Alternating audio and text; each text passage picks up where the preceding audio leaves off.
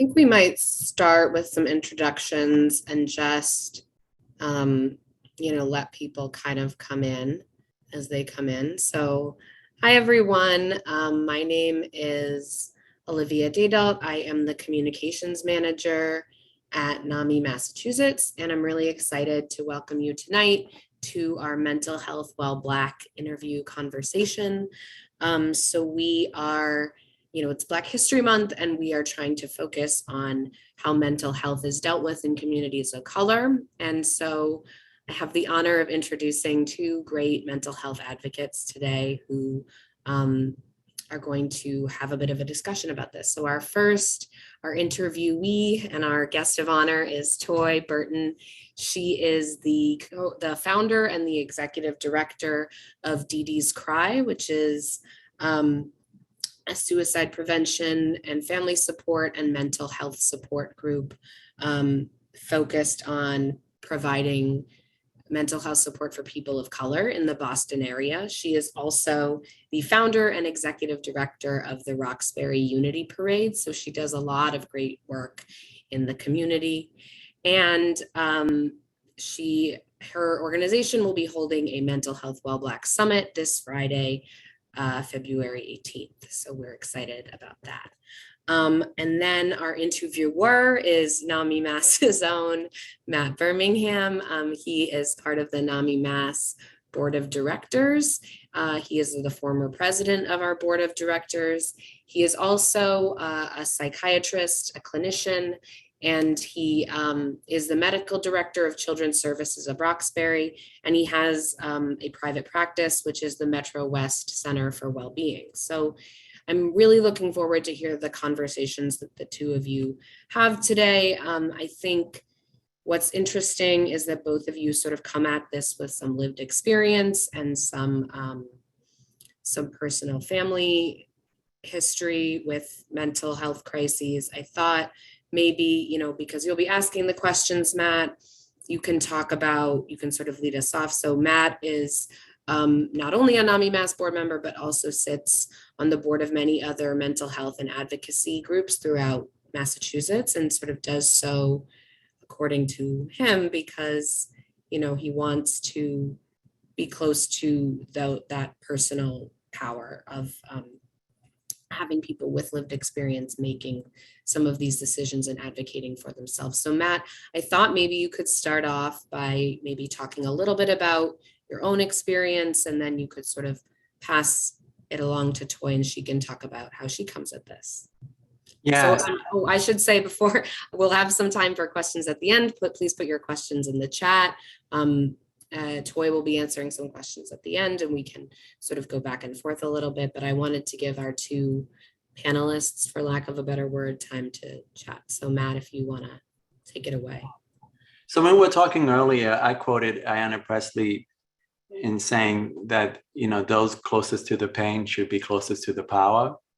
And Toy, you said something really powerful that also Ayanna Pressley has been known to say. You want to share it with us? It's muted for a second.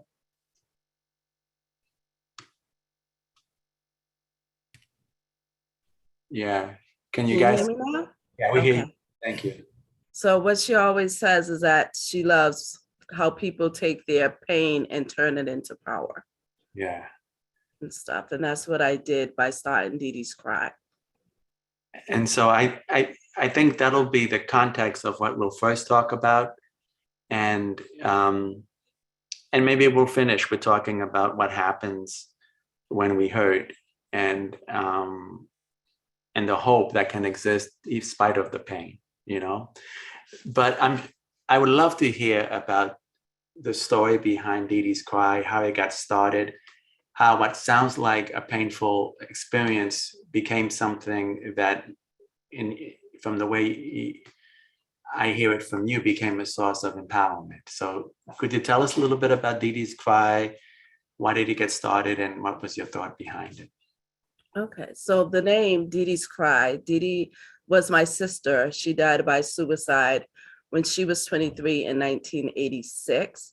But I didn't start DeeDee's Cry into 2017. And it's not even like I had an idea to ever start a DeeDee's Cry. So in 2017, I was on social media posting about her birthday. You know, if she had lived, she would have been 55 that year. When a coworker, a former coworker, reached out to me, their brother had just died by suicide. So when she saw my post, she's asking me, you know, like, when does the pain stop? It, you know, what could I have done differently and things like that. So once our communication was over, I just wanted to see what was out there for suicide, for the families. And being on these websites, I got angry because I didn't see anybody who looked like me.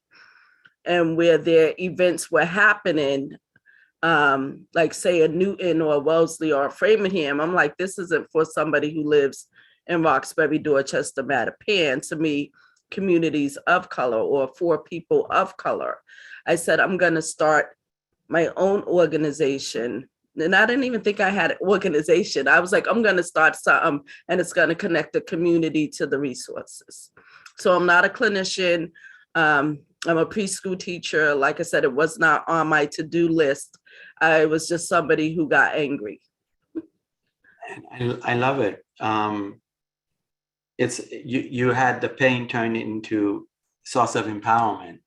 Yes. You know, it's funny when you said angry. I always describe anger to folks, and especially kids, as the secondary emotion. It's usually the one that comes after either fear, hurt, frustration, or a sense of injustice. And I was telling this to one of the young kids, in Dudley Street at CSR, and he was like, "Yeah, because I'd rather be angry than sad because I feel stronger when I'm angry." And I was telling the same story to a girl here in Metro West, and she says, "I understand him." She was maybe 6 or 7. She says, "Because when you're sad, you can't even make a fist."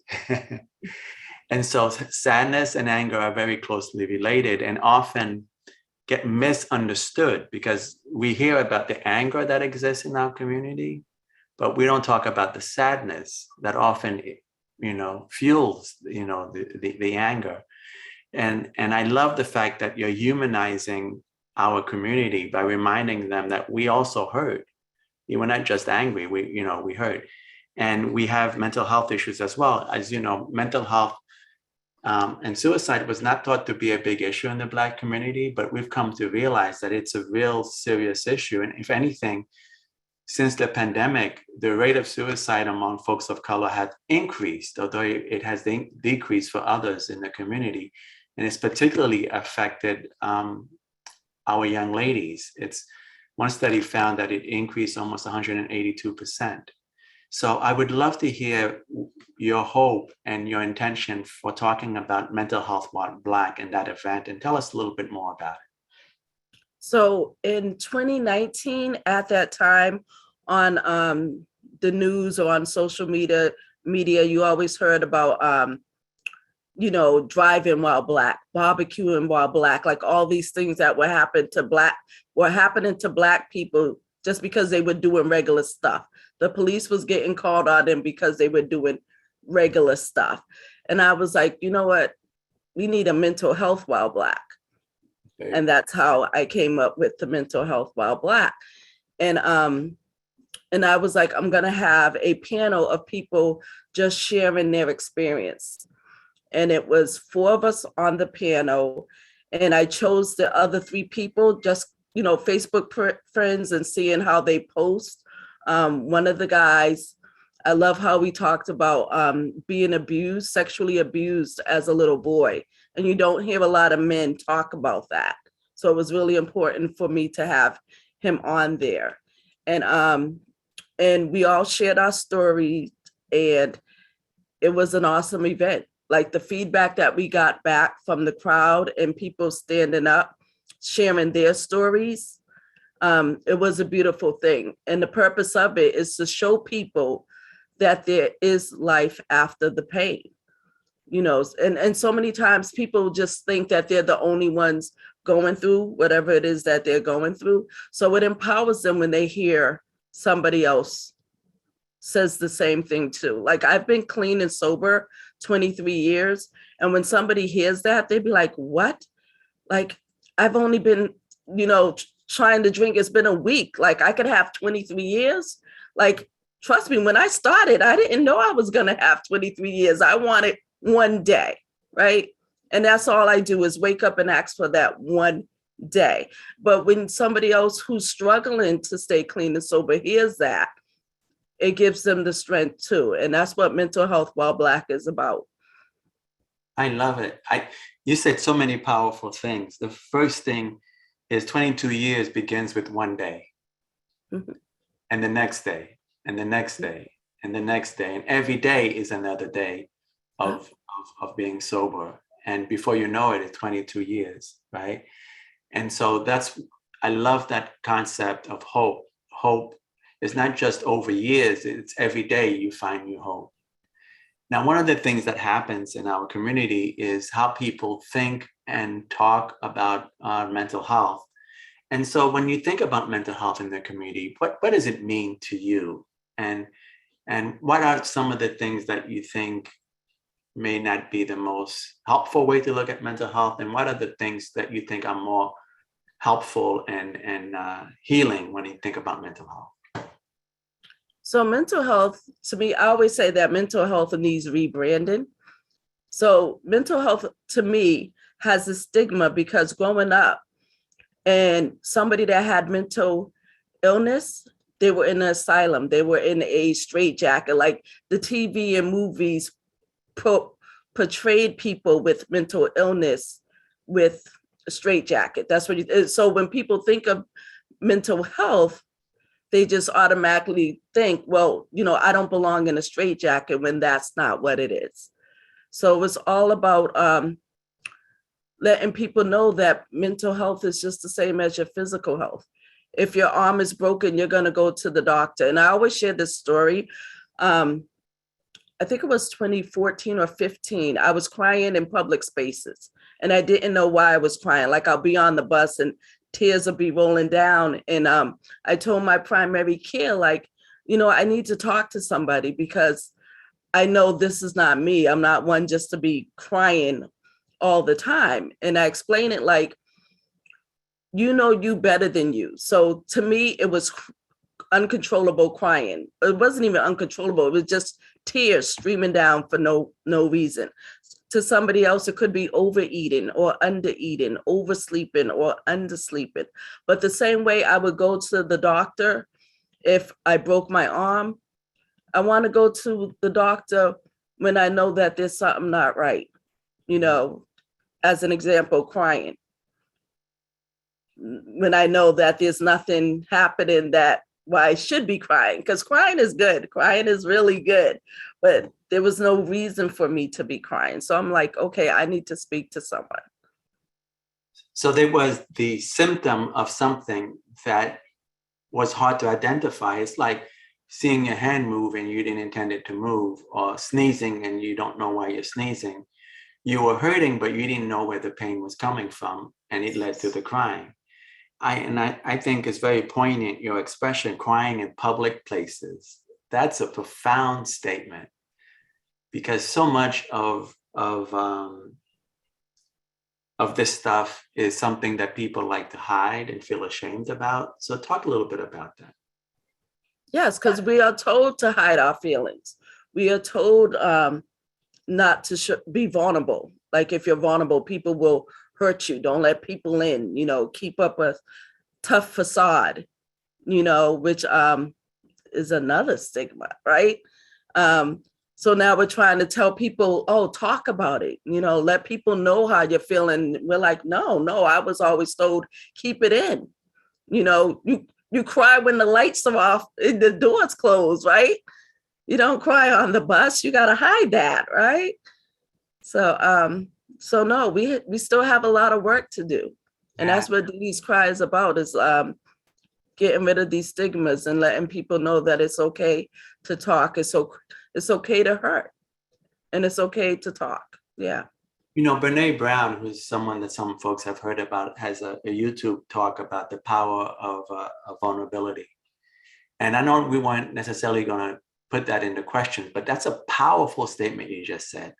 is being able to be vulnerable and the power in being vulnerable. Tell us a little bit more about that.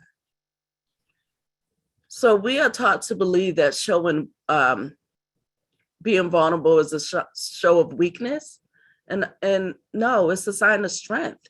Being able to ask for help is a sign of strength. It's like you're putting your pride aside, you're putting your ego aside to say, you know what, I don't have all the answers. I need help with that. And we don't have all the answers. We don't. Yeah. You know, I'm reminded in, you know, one of the approaches to treating substance use disorder is the 12 steps.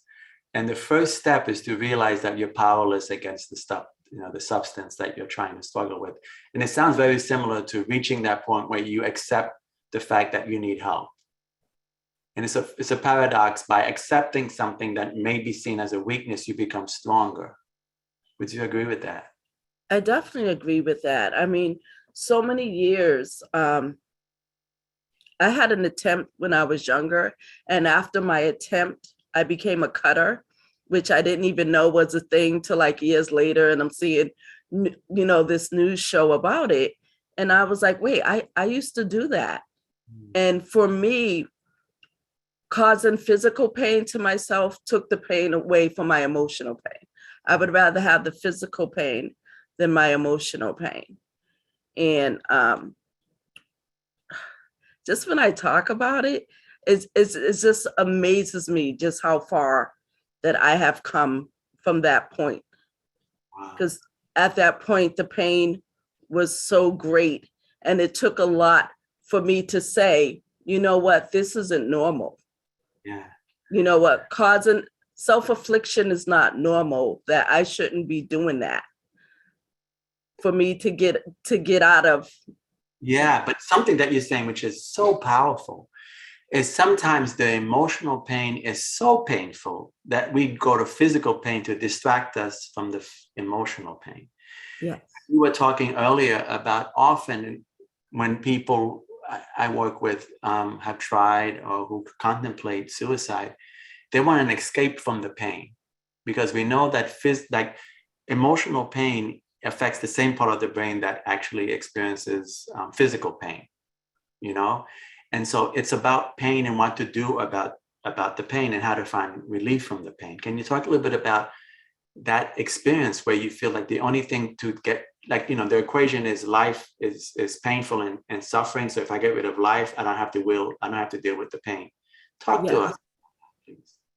So this particular time when I had my attempt, like I said, the pain, internal pain, it's just something inside me that was just hurting, just really bad. And I wanted it to stop, and I didn't know how to make it stop. So that was my thinking, like if I stop my life, it would stop the pain. And once I did what I did, I realized that wasn't what I wanted. I didn't want to leave, you know, so I made it to my neighbor's house and got help and told them what I did. And they was able to get me to the hospital in time to save me, but I still went home with that pain and still continued to inflict pain upon myself to get rid of, you know, not to think about the emotional pain. But I'm here to tell you there is life after the pain. Like at that time, if you would have told me at that time that I would have 23 years clean and sober, I wouldn't have believed you. If you would have told me at that time I would have 2 organizations that I founded, that I went to school and became a preschool teacher, you know, I wouldn't have believed it, because that's the pain keeps you right in that moment. It doesn't let you see beyond the next day. It doesn't allow you to see the light. So I love to share my story to let people know there is light to just to hold on. It will come. Can we talk a little bit about this, about hope? Because that's what you're talking about, right? Is the power of hope when things don't look hopeful, right? And the power of knowing that the pain is not the last thing. The power that the last, you know, the last word is not just goodbye, right? I know that our community has been through a lot of pain, and it still experiences a lot of pain that they don't even often recognize the sources of the pain. You know, I was just listening earlier today about how a lot of Superfund toxic waste dumps are still are in the community of color, right? And this, it seems to be the case across the country. I mean, it's complicated for some of the reasons why, but people are inhaling or living in an environment that is causing them pain they don't even know. Like, we've heard about lead in the water, in Detroit. And so there's so much pain, but we rise in spite of it. Tell us about the strength in the community that you see, that you found, and that you found as well, that helps you move on from thinking that there was just pain, but realizing that there was a life beyond the pain, because you didn't know. You had to believe. I was going to say that. I didn't know. Like the same way I didn't know I was going to be clean and sober for 23 years. It's just making it through that day. That's it. It's just, I know it's cliche, one day at a time, but that's really how it's done. It's just getting it through that day. Don't think about next week or what are you going to do next month. Because trust me, I've been homeless. I've been penniless. I've been domestic violence relationships, sexually assaulted. I had my first kid when I was 15, my second kid when I was 16. So I have a 40-year-old, so, and my grandson is 21. But I wouldn't to be able to experience them if I had given in to that pain. But the same thing is, you just get through that day. Don't ask for next week, just make it through that day. So the question is, there are sometimes services in the community, but what do you think made the difference for you? And where, we all know that historically, the system is not been seen as something that we can trust. Let's just put it that way, right? Yes. You know about the Tuskegee experiments. I have to say that one of the things that blew my mind when I was a resident in my training is I became friends with the campus where I was training had police officers. And I decided to see the police as people that could help me. And they actually would come to ask me for help. Whereas before, when I would walk down the street with my friend, he would get nervous whenever he saw, the police, because the places that you go to for help or protection were not seen as resources that would be meaningful to help you. And yet there are resources sometimes out there. There are people who take their job seriously of protecting, the public good. There are, clinics like Children's Services of Roxbury and other groups who try to provide. And sometimes there's a divide between where the water is and where the people who are thirsty are. Tell us a little bit about that and what you're trying to do by some of the programs you're doing. Yeah, so I believe that's where DeeDee's Cry come in, that we fill up those gaps. And a lot of these grassroots organizations, that's what they do. They fill in those gaps because people, not even saying with the Tuskegee experiment, which has a lot to play with the distrust in the community and the government, medical professions, and all that.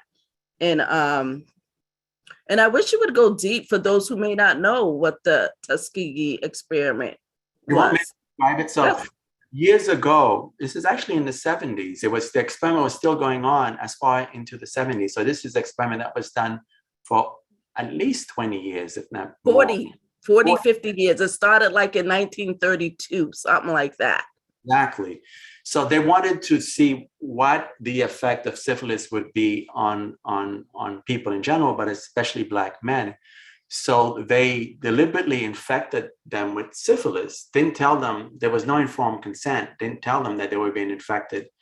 And they prohibited them from getting care for syphilis. Even though there was treatment, they kept them from the care. And it was only years later that they admitted what they had done. And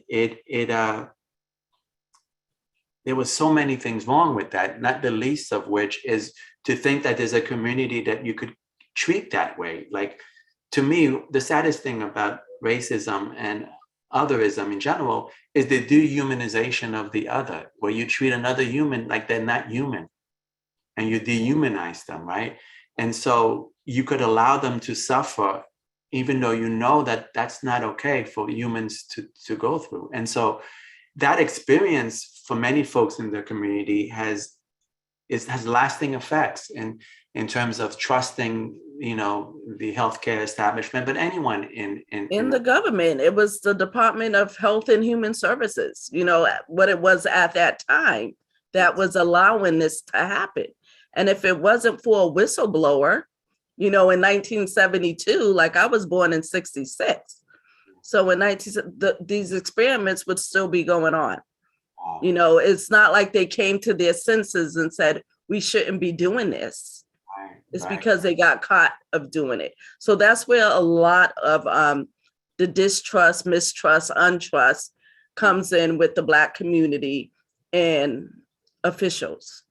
It's like the smartphones, right? Like what was happening before the smartphones was still happening, but now everybody's up in arms because they're seeing it. Yes, exactly. And these things still happen, maybe not at that, it just still happens. Yeah. You could have somebody, even myself, when I lived in Swampscott and I was like talking to my doctor and saying, talking about pain, like, oh, my feet hurt and this and that. And I felt like he wasn't taking me seriously. And it was like, here's some ibuprofen, go on about your way, here's some ibuprofen. And then finally, when I moved to back to Boston and saw doctors of color, they x-rayed my feet and was like, oh, you have plantar fasciitis and heel spurs, and this is why you're in pain. Let's give you a cortisone shot. And boom, I'm able to walk, instead of leaving me in pain for 8 years and limping and crying and having to quit my job because I didn't want to stand anymore. So that's where my mistrust, that's my own personal experience, We've done studies of medical students, that is doctors that are about to become, doctors in training. And one study found that almost 50% of physicians that were not of color believe that being Black and the Black skin protected you from pain. In other words, the Black skin felt less pain than other skins. Yes, I did hear that too. So there's misperception that we don't experience pain, or we don't experience pain the same way. And so we also are given less pain meds because there's a fear that, we're going to be, abusing them. But this goes back to this otherism of seeing us as less than or not the same as, right? And so, and sometimes, unfortunately, it can even affect the community, because these stereotypes about us we can even see it, the way we treat each other, which is something that often doesn't get talked about. But I think it's important to recognize that these misperceptions have profound effect on perpetuating the pain, right? Yes, and the mistrust. So how do we overcome that? Tell us about that. Say that, I didn't hear you. Yeah, how do you think is the way to overcome it? Like, what would you imagine would be the way? And tell us more about what you're doing to try to help people overcome that fear of the system in order to accept or look for the help. So what we need to do, and there are organizations that are helping with this, but not enough. We need more Black physicians. We need more Black therapists. We need more just people of color who understands where this pain and distrust comes from. Because like I said, if I saw a doctor today and this is a hard one to answer. It's a real hard one to answer because it's just deep rooted. It's deep rooted, and that's why I said we have a lot of work to do to break down these walls. And I know the walls within myself. I have the walls. I mean, I am not immune to having these walls. You know, that's why I know that we need to work to break them down. And like I said, there's a lot of grassroots organizations like DeeDee's Cry that is out there letting people know that, okay, it's time to break the walls down. We need to seek help. I like to say, when I was a teenager, I had a white friend that lived in Newton, and she was seeing a psychiatrist. Her mom had her seeing a therapist because she wanted a nose job, and she was 16. And at that time, like I said, I had 2 kids. I've been molested. I've been sexually assaulted. My sister died by suicide. I was on drugs and alcohol, and nobody ever said, you need a therapist, you know?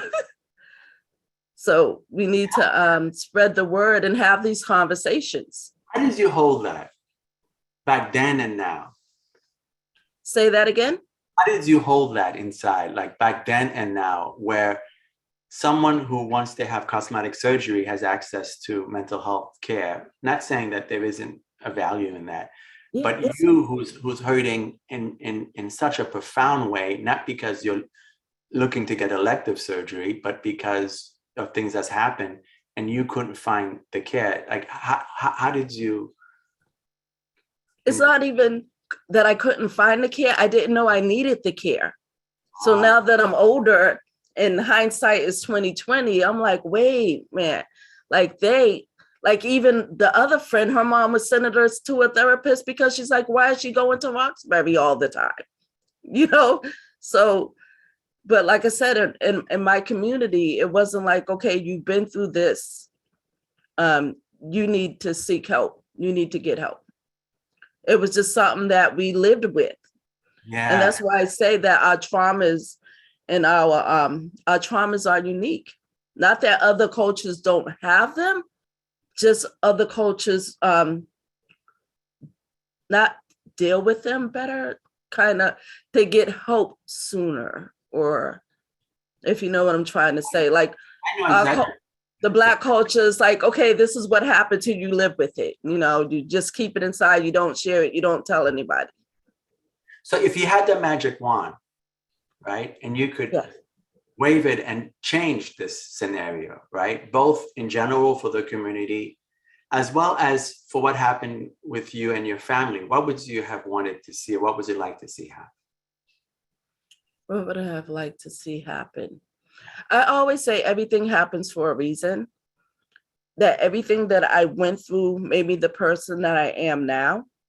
And that's where resiliency comes from, but it's like nobody wants the pain. Like and the same thing, what Ayana said, those closest to the pain needs to be with the power and taking your pain and turning it into purpose.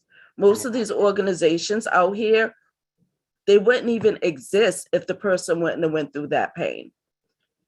So whether it was their child getting killed and, you know, starting the Peace Institute, or, you know, We Are Better Together and all these other grassroots organizations, it comes from somewhere. Yeah. So even me, if I wouldn't have had experienced my own suicide attempt, and if my sister wouldn't have died from suicide, I wouldn't have probably thought of a DeeDee's Cry. I would have just looked at the website like, oh, look, no Black people on their website. You know, that's it. You know, implicit in DeeDee's Cry was the cry. So the cry, I always say we can no longer hear the cries of others and do nothing. Because when I was hurt and I felt like I was crying and nobody was listening, you know, so whether it was the excessive drinking I was doing, the crack I was smoking, I was crying, you know, I was crying out and nobody was listening. Please talk more about this, because so often we see people and we see their faults, we don't see their need. We see their behavior that we try to go to alleviate the pain, but we don't listen to the cry.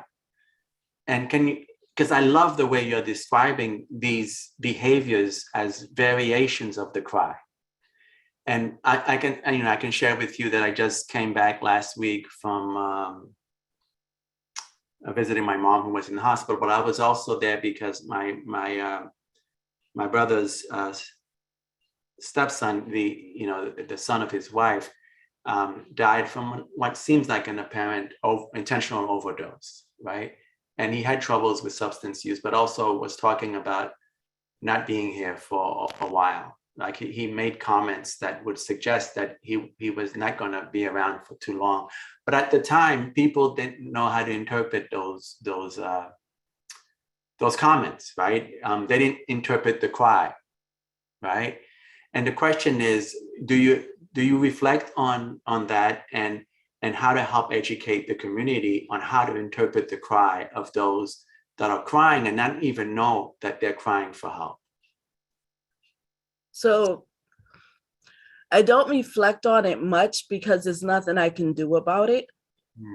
But I keep it in my mind because, of course, we got to learn from our mistakes. So it's about going forward and teaching people how to hear the cries, teaching people how to respond to the cry. And I'm learning too, because I hear people say, I don't want to be here anymore. I got family members that have suicidal ideations, and I just try to be supportive. Like I said, I'm a preschool teacher, so I'm learning to listen to those cries too. And that's the thing about DeeDee's cry. It's like we have lived experience, and we're learning too. Yeah. And people want to hear that. People from our community, not saying that a doctor, it's like hearing, getting advice from a marriage counselor who's never been married, or a child psychologist who doesn't have any kids. Like, yeah, the books are good, but you don't really know until you live that experience, right? Yeah. So I think that's why DeeDee's cry resonate with so many people, because we are coming from a place of knowing, from experience and getting through it. It's called lived experience. Yes. In my day-to-day work, I'm constantly thinking about listening to those cries, right? And it may be helpful to remind people that this is the language that we use, but I'll break it down. There's suicidal ideation, which is what you just said. It's really the idea of wanting to die. When you're thinking, the thought of dying comes to my mind, right? And you begin to think often, well, if I weren't here, maybe certain things would be better, right? That's the ideation. Then there's the assessment of whether or not there is an intent to do so, right? Does the person have a specific thing that they plan to do? And have they have the means to do it, right? In the field, we know for years that females would often have more suicidal attempts, but not succeed as much, because guys would be more lethal in their attempt, often using firearms.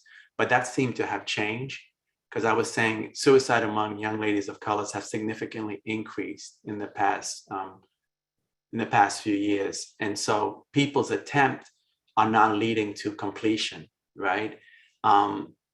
What I shared with the family about this family member is he had the thought to just alleviate the suffering.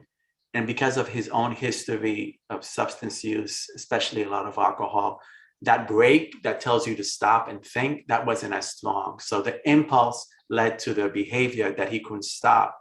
And had his brain function had been different, he may have been able to inhibit some of the impulses to reflect like you did. Or let me think about another alternative, right?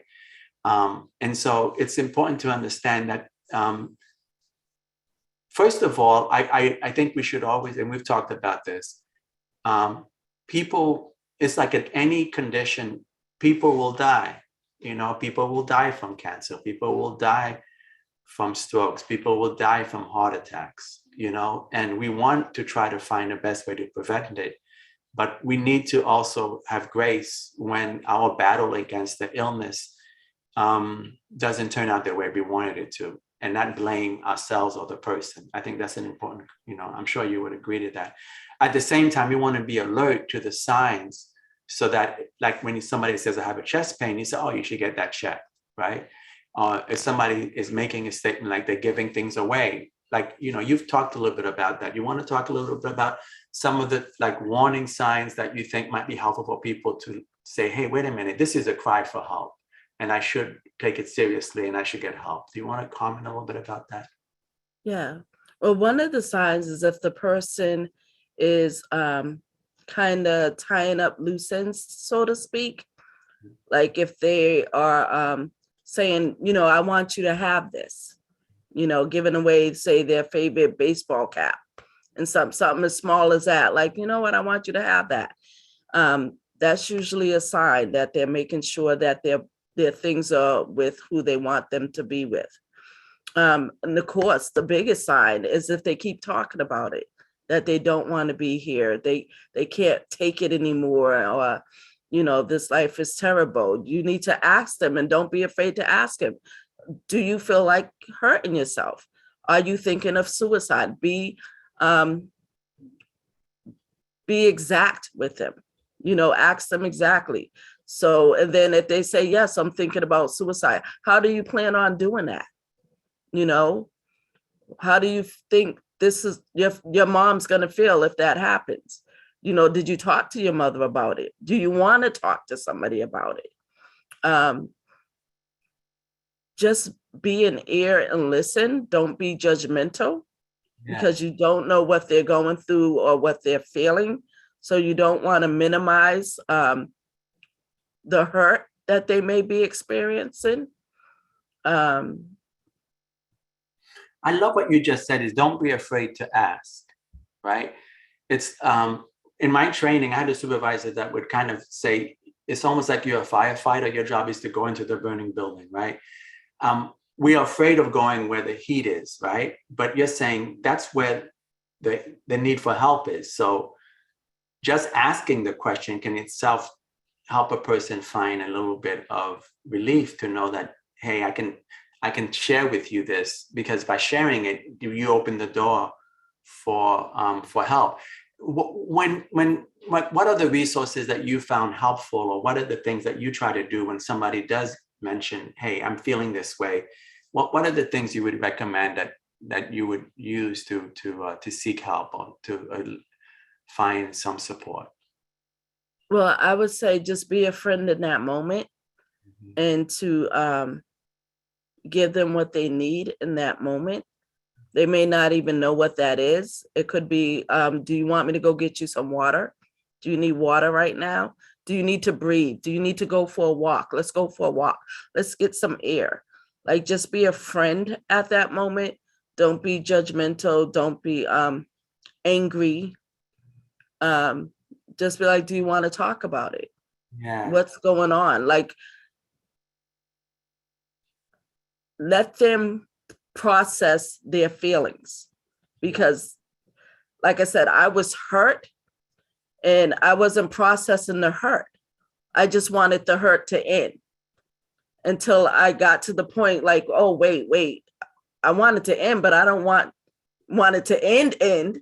Yeah. So I had to take a step back. I was able to take myself back, to take myself out of that moment. Sometimes people need help to get out of that moment.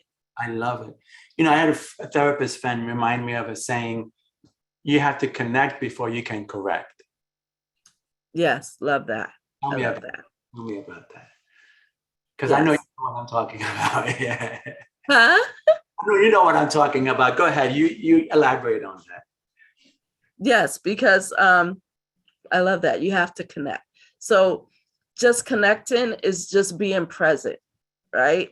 That's all it is. It's not chastising. It's not calling the person, oh, you're stupid, you want to end your life. No, you want them to know that you were there for them, that you were there for them. I'll say that again, that you are there for them, right? It doesn't matter if it's making you feel uncomfortable, you know, be there for them to say, you know, do you need me to stay with you all night?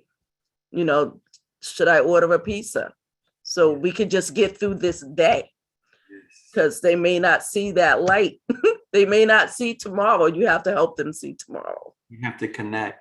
You know, the other folks that we have to also connect to, because this is something that I was asked last week, is what to do for those that remain after the suicide.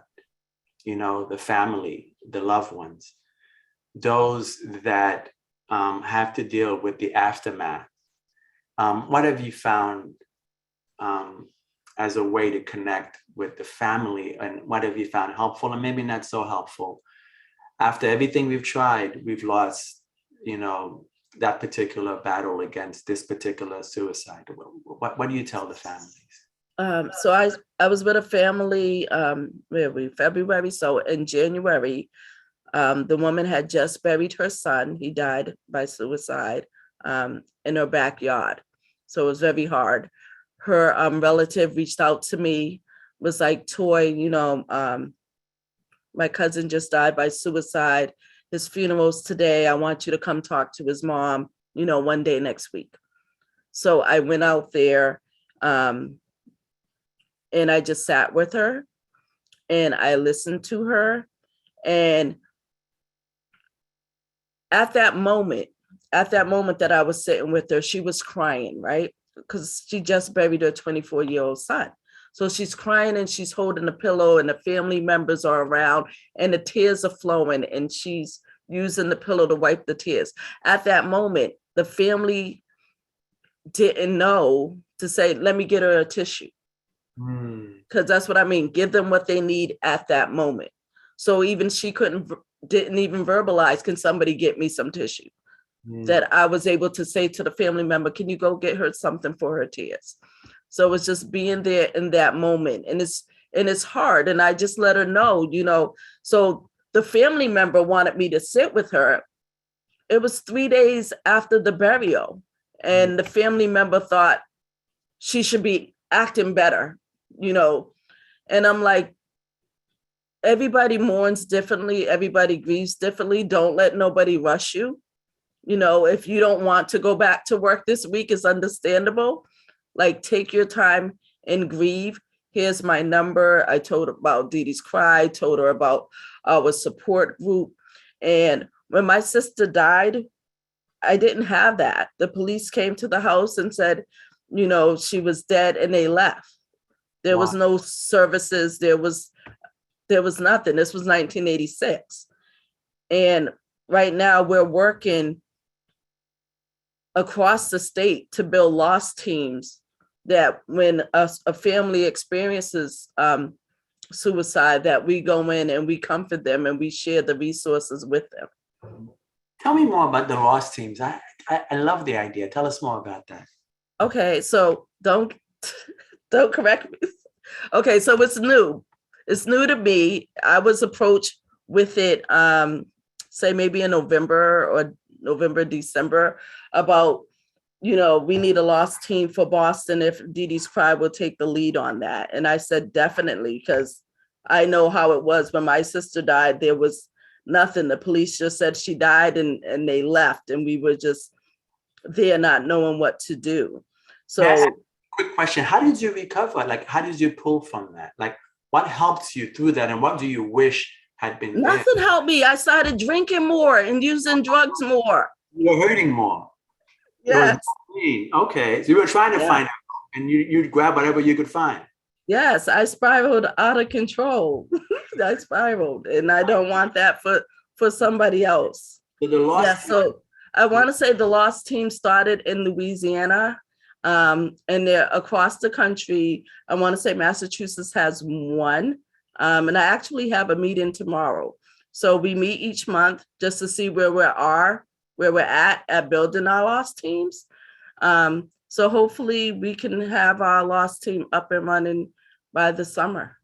Wow. And the lost team will be with volunteers with lived experience, and they would be trained to go out to the families. Because even with me, since the girl lived here in Boston, I had to go to Stoughton. I didn't know that the aunt lived in Stoughton. You know, I just assumed, oh yeah, I'll go to your aunt's house on Tuesday. And once she texted me the address, I was like, oh wait, Stoughton. But yeah, and that's how it is, you know, because she knew me. It's like, go help her. And so we're working on it, how this lost team will work and who would be dispatched to go where.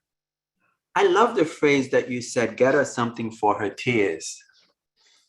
Yes. That's also a profound statement. Like, get them something for their tears. I know, I'm just letting that ring. Yes. Yeah. Because again, crying and no one listening. Yeah. Yeah. And sometimes just letting them cry, but so give them at least a tissue, but they still are able to cry, but they're not crying alone. Yes. Yeah. Wow. I know that I could keep going, but I want to be respectful of the community that may have questions for us. And so I know we wanted to talk about prevention, but I think we've talked a little bit about it, but let me open it up to Olivia to see if, you know, we can make room for others who may want to have questions. Yeah, so thank you, Matt and Toy. Those were some really powerful words, and I think you hit on some really interesting themes that I haven't heard before in having these conversations. And I love the idea of, you know, the cry can be a lot of different things. It doesn't have to be physically crying, but I wanted to open it up because we have a lot of great questions. One is what advice do you have? I'm just going to go through a few of them. We have a few minutes, so I'll try to get to all of them, guys, and we'll see what we can do. But I will also I just put the lost teams, a link to what lost teams are in the chat. I will be putting links to some of Toy's work in the chat. So at the end, you guys can see, but while I'm doing this, what advice, and this is maybe, this is a question for Toy for sure. What advice do you have for professionals when there's been a loss by suicide? So the therapists and the doctors and the, you know, what is something that you, who has lived experience as a family member, might want to tell someone who's approaching it as an outsider that could be helpful? Or what do people miss?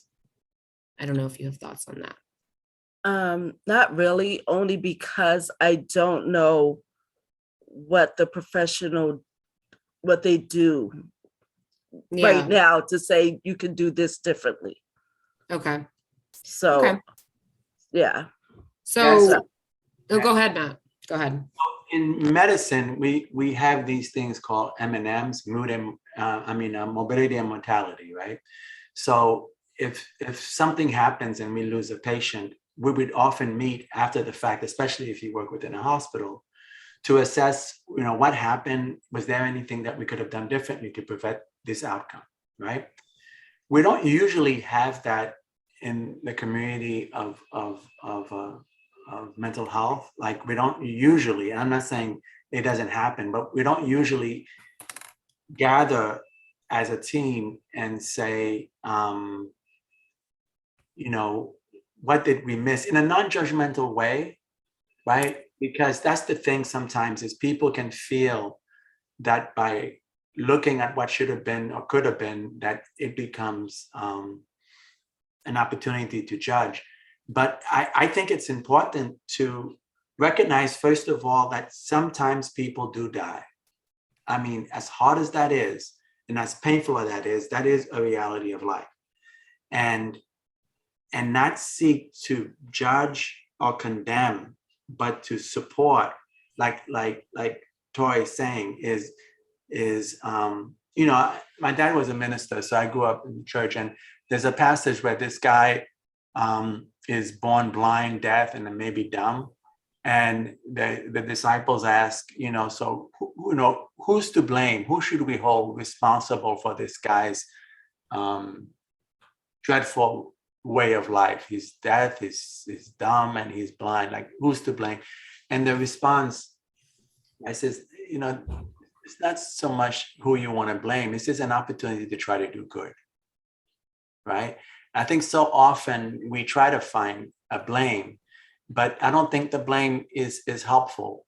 I really think the question is, what can we do to make it better? First, for those that are remaining, and how do we try to learn, like what you've done, Toy? What can we do to make it better for others, moving forward? Which is essentially what I hear you're saying.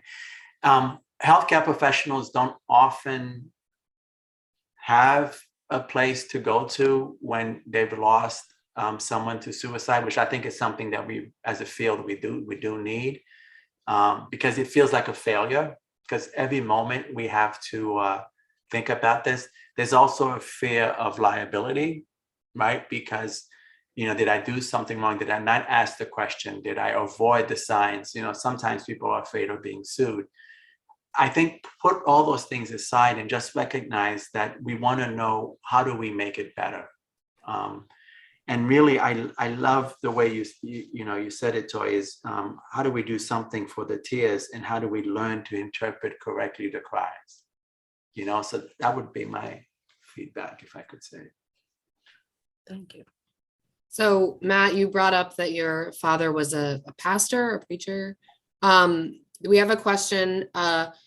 Someone asked, my question is, are religious leaders in communities of color helpful in getting people to seek treatment, build trust, and hopefully know where to go by being treated by someone who looks like them? So can, in some of maybe the work that DeeDee's Cry is doing in connecting people, can religious leaders be part of that? And if not, what can we do to educate them and make them another bridge? Toy, I don't know if you have thoughts. Matt, if you have thoughts. Yes, so I actually just received support in December from 12th Baptist Church, which is one of Roxbury's most prominent church. Martin Luther King preached there. So I was truly grateful and felt truly honored. And I want to say it was last year I did a piano. It was supposed to have been called Faith and Mental Health, but the person who I had moderated at the last minute, he didn't know that's what I wanted it called, and he called it Black Men and Mental Health, but it was 3 pastors, one from 12th Baptist, one from St. John's, and I forget the third church.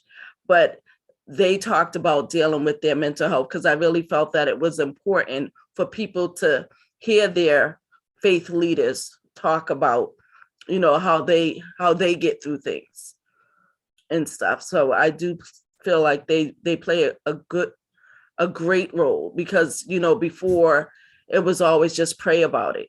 If you're feeling a certain way, pray about it. If you're thinking certain things, pray about it. God can fix it. And I am a true believer in God. I know that God is the one that got me clean and sober and keeps me clean and sober. But I always tell people, but I still need to see a doctor. I still need that too. So. I agree with you. One of the first things I tried to do before I was even interested in this specific field, my dad, from Haiti, would cast out demons. And so when I was 18 years old, we got together with a group of elders and deacons to try to cast out demon of this young man in the church. And we prayed and prayed and prayed for over an hour. It didn't work. So I went to my dad and said, look, I know you've done this and you believe in this. What did we get wrong? And he said, you guys didn't do anything wrong. He has a mental illness. And I remember thinking, well, how do you know the difference, right? And I've been asking myself that question often and often, right? There are times that the issue is a spiritual thing, but there are also times where it's a physical thing or a mental health thing. And somebody who's having diabetes or a heart attack, you don't only say, well, let me pray for you. You're like, well, let me get you the medical attention. Somebody who's having a seizure, you don't just say, cast out the demons. You say, let me get you something to help you with what's happening to your brain. And I think the same thing should be said about this. I think churches play a profound role. We do know that overall, being a member of a church is protective against suicide.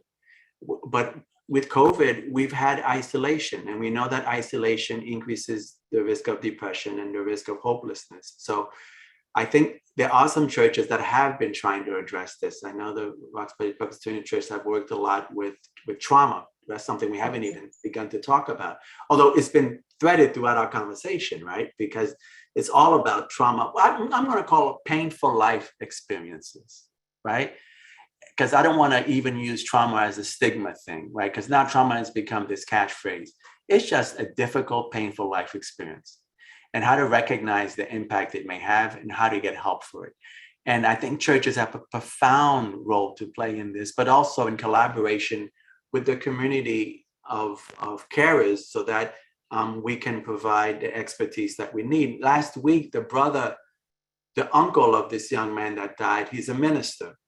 And he asked me, so I would love to know what resources are available to the family, not just within the church, because the church themselves need resources, right, for this particular loss. And he's actually speaking about himself too, because that was his nephew that passed away, you know. And ironically, not ironically, but surprisingly, the first thing that came to mind was to try to find the NAMI chapter in New York. So I gave him the website, because I figured that would be a beginning place to know where to go look for more. But we do need a place where people, the other thing that's important that you're saying is people go to where they trust to get their help, right? This goes back to connect before you can correct, right? If you don't have the connection, people are not going to trust you to help them correct things, right? And so I think it's important to work with the places where people connect and go to get help, to give them the resources they need, like what you're talking about. Yeah, that's a great point, Matt. I think sort of some of what DeeDee's Cry does, and some of what faith organizations or places where people trust is, let me pray on it for you, and here's the name of a local Black therapist, right? So you can give people, there's no reason why you can't be doing both. And I think, as you say, these are centers where there's already a base of trust. PBS just had a great program called the Black Church, right? Which their basic thesis was like, it's more than just a church, right? It's a community organization. So if we can get into, and some of the work that Toy doing is getting into those spaces and building that trust with people that the community already trusts. And that's, that's in Latinx community centers and in the local Asian center and sort of where have you, but we're going where the trust is versus trying to create trust, build it from the ground up. So I have two more questions. I promise I'll be quick. This is from Michelle, our own Michelle, who does a lot of our community ed work and work in schools. So I'm not surprised she asked this question. What can we be doing in schools in terms of suicide prevention, starting early, teaching people about signs, and to support youth mental health, especially in communities of color? I'm wondering what you think about that, Toy. Oh, I am definitely here for that. I would love for DeeDee's Cry to go into schools and have these talks. Even just as a preschool teacher, my kids like 1.9 to 5-year-old, and at the end of the school year with the parents there, I talk to them about good touches and bad touches, right? The only way we can prevent childhood sexual assault, or whatever you want to call it, is teaching them. Because me being a child, I was 3 years old when I was molested. If somebody would have taught me about good touches and bad touches, it could have helped. So if we can go into the classrooms and talk about, because that's who, if somebody is having suicide, they're going to talk to their classmate, and their classmate needs to know how to respond to those cries. So I am here for that. I agree with that. I put in the chat, Olivia, you can share it with the rest of the group, this program called the ABC School-Based Suicide Prevention and Awareness and Prevention, because young people trust other young people. It goes back to the trust factor, right? And so educating the community of young people to identify some of the risks, and then giving them the resources so that they can then ask for help for the friends that do need help, It's hard. I mean, with my own daughter, she's had friends that have expressed to her really scary thoughts and suicidal thoughts.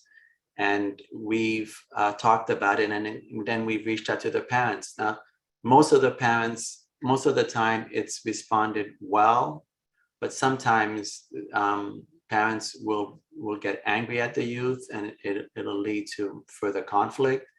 So I would say that there is a need for a system to educate young people about what to do when your friend is in distress. And I think we've talked about trying to do some programs, and there are some that have been developed. I think this ABC suicide prevention is one of those that in the field we call evidence-based. It's been shown to reduce suicides in the schools that do implement it.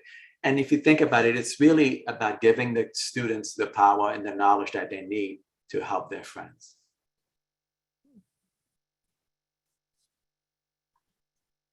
Thank you, Matt, for that resource. And I think that's so helpful because that's so much of what DeeDee's Cry is doing as well, right? Empowering people to tell their stories, empowering people to get help. The last question I have, which is a very touching one, is for Toy. What do you think DeeDee, your sister DeeDee, would think of everything you've built and accomplished in her name, and sort of, you know, because you really are a paragon of the community, both in terms of suicide prevention and help, and offering COVID tests on Christmas, and the Unity Parade, which celebrates all kinds of, you know, diversity in Roxbury. And so what do you have thoughts on that? So my aunt, who sadly we just laid her to rest on Saturday, but she would always put on my posts, you know, DeeDee would be so proud of you. And her Facebook page, her cover photo is the billboard that I had up of DeeDee's Cry. I had gotten a billboard done right in Dudley, and she was just so proud. And my family members tell me that. So and I just hope, you know, I don't know, I wouldn't know, but I just know that there's something in me that keeps driving me to do the work. Well, I don't know how we can top that. So on that note, I want to thank both Toy and Matt. This was really a great conversation. And I mean, we've been talking about it for a few weeks now, and it exceeded certainly my expectations. I'm going to put, if you're interested in more of what Toy is doing, you can go to deedeescry.com and learn more about it. I put it in the chat. We also, if you want to hear more of these sorts of conversations, Toy is, we have the event this Friday is all sold out, but she will be doing another event in June. June is Men's Mental Health Month. So she'll be doing Men's Mind, Body, and Spirit Summit, which will be focused on, you know, mental health in communities of color, male mental health in communities of color. I'm going to put that in the chat. And I just wanted to thank you both so much. This means so much to me. And I know that people have been writing in the chat how much it means to them. So I thank you all. Thank you. I'm sure we'll be hearing from you again, Toy, and NAMI Massachusetts. On behalf of NAMI Massachusetts, I want to thank you because it's been a pleasure to have you. Thank you. Good night, everybody. Stay warm. Bye.